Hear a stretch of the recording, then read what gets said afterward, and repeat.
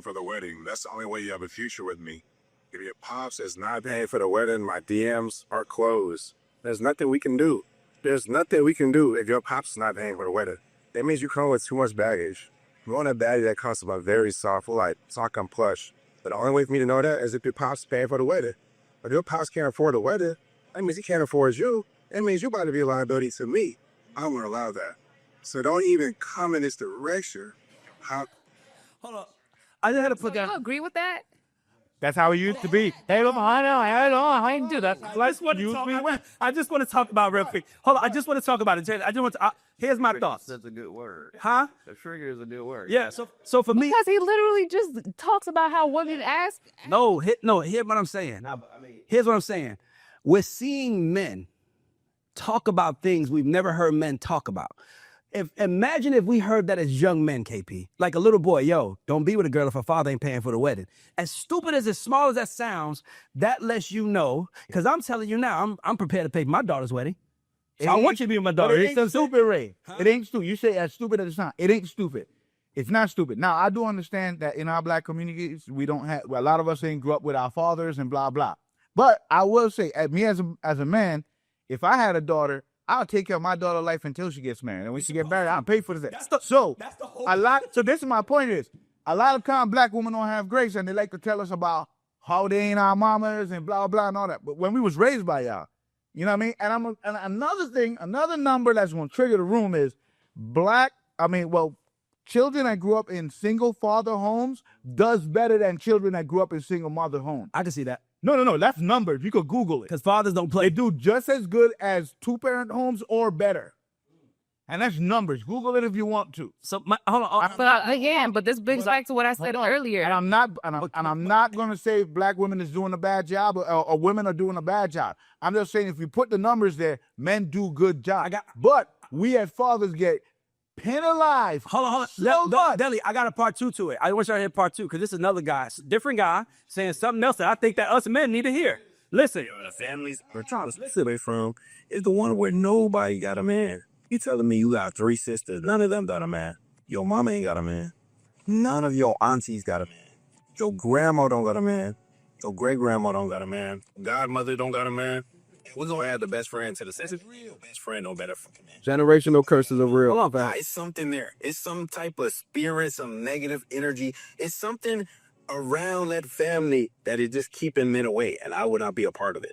It may be a generational curse, and she may be the one to break it, right? That was good for her. I hope she does. I just will not be a part of that. My point is that I've never seen men talk like this, guys, where it's like, if she ain't got, I'm like, that's good advice, too. That's Great advice? No. Just say she wouldn't stop it. I'm not mad. I'm not mad at that. But again, we are going back to the fact that it's a system that is in place. If a woman is growing up without her dad, and it's mainly a black woman because y'all are incarcerated at 5 times the rate a white man is, of course she's not going to have her father. We're set up from the beginning. So to say that, and I'm saying, I'm not, wait. And I'm not mad at him for having his preference, but I'm saying these are the details that happen to us, and then y'all use it and throw it in each other's faces when the reality is, it's beyond us. I need a real honest answer here. I need an honest answer here. Bro, can I? what happens going on? Okay. So, is it not on the mother's fault or for dealing with whatever he got arrested for?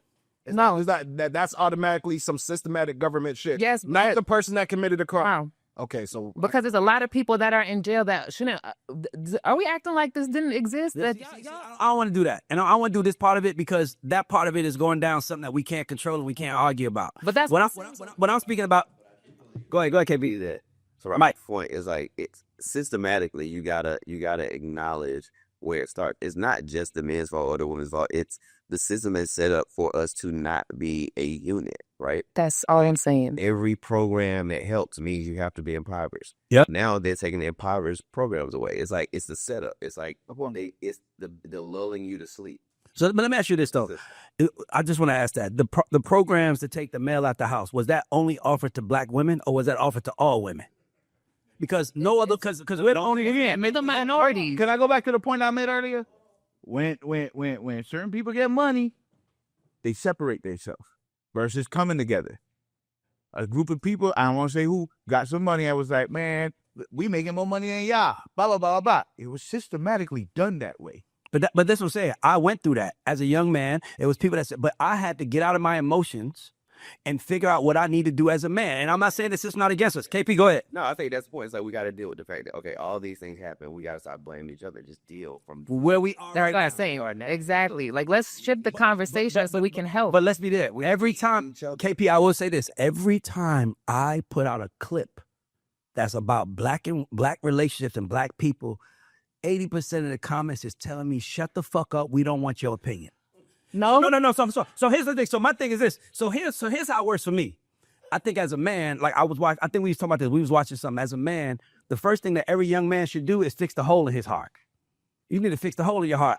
I'm saying, but I know that, but men know. We're going to speak men, because men, I don't know the whole women have in their heart. I'm saying as a man, whatever those rejections was we felt, whatever that was, our job in our 20s is to fix those at early time. And then once you fix the hole in your heart, you should contribute to the world.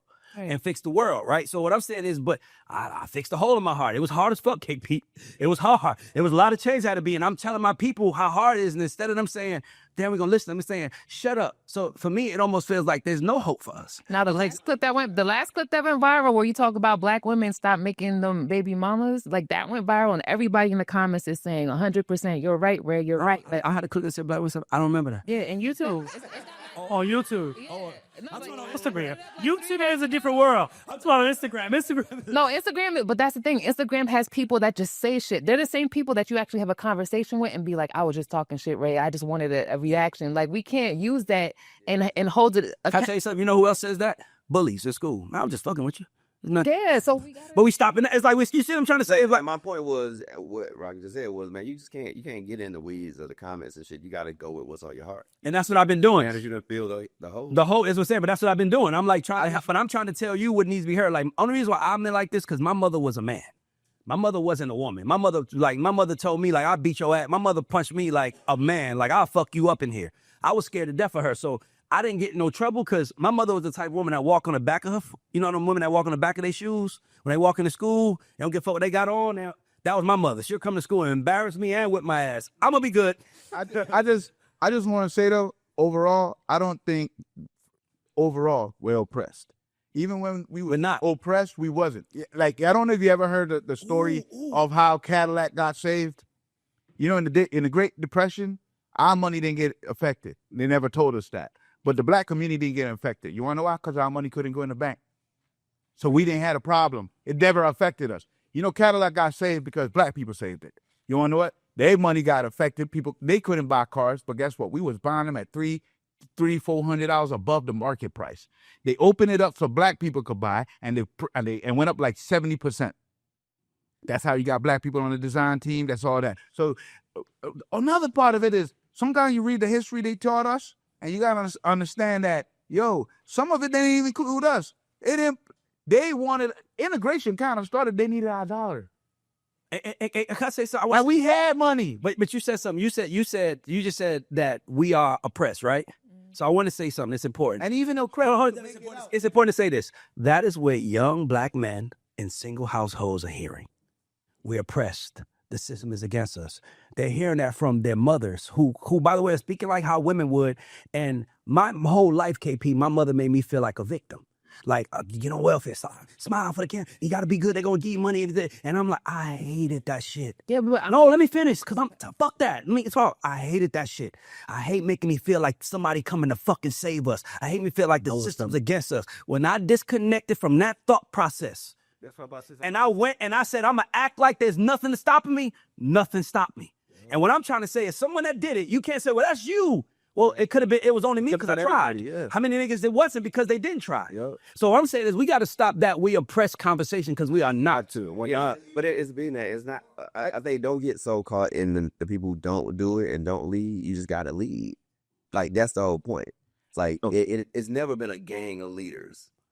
You're not oppressed, man. Even in and I'm only saying that because it's not a conversation to say that's what's happening to us. It's the conversation to have the knowledge to understand what you up shouldn't against. be fighting against each other.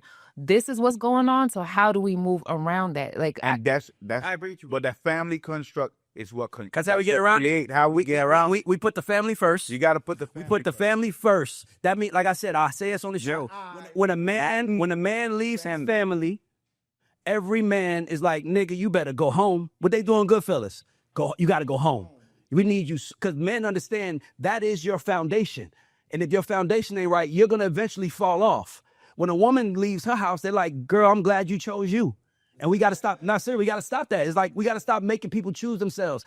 Listen, if you made babies, you need to take care of the motherfuckers. I don't give a fuck. Figure it out. How tired of you are. You made it. And by the way, my son just got in trouble. He come to me. I'm his dad, Troy. You know, he like, Dad, what we going to do to get out of this one? I'm like, we're not getting out of this one. This one you're going to deal with. You're going to sit down for 6 months and not have a license. I know. I don't give a fuck. I don't care if you got to ride a school bus. Life gonna humble you because it has to, because I tried to humble you by telling you what could happen. You didn't listen to me. Now you gotta deal with life. I'm not helping you.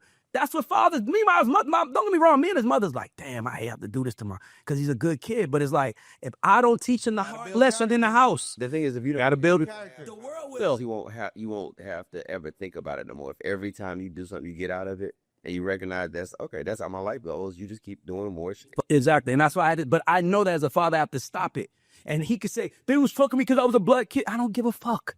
I don't care. You gave him a reason. At the end of the day, you gave him a reason. At the end of the day, you know what you got to tell black kids? You got to be perfect. David Geffen, his documentary starts off. David Geffen's documentary, his mother sat him down and said, we're poor. You better get used to working because you're going to be doing a lot of it. She told him as an 18, 17-year-old kid. He said, if that's the life that y'all think, I'm leaving. He left, went to L.A., lied to get a job, got a job, and became fucking worth $13-14 billion, not million, billion. Because he went for it. His mother told him to work. And what I'm telling you, sometimes instead of telling the kid it's the world's fault. No, the world don't give a fuck about you and your mission or what you want. So you better get up your ass and do something. World gonna keep spinning. Period.